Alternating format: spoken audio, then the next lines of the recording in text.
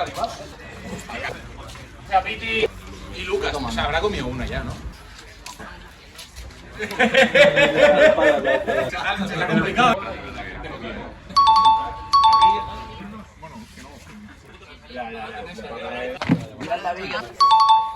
Lucas están todos, deja de comer. La primera. Ya verás, Paul, qué contento se va a poner.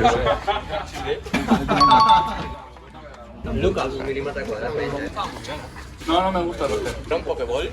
Me esperaba algo más de edamame y salsa y cosas. ¡Salsa ni hostia! Salsa de soja. Dulce.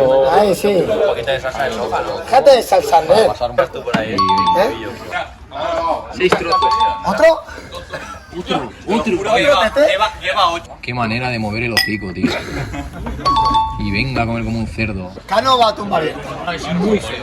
Esto pequeño, para que no veas. Ladrillo, lleva como 5 trozos. Sí, que habláis de mí, pero No, lo tuyo es la mitad. Que te está hinchando hasta esto aquí. es la segunda. Si eso la Va vas saliendo la nariz.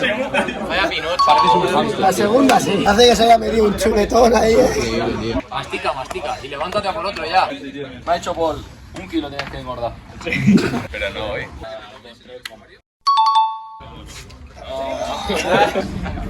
¿Qué pasa? Sinceramente llevo 5. Lucas. Lucas.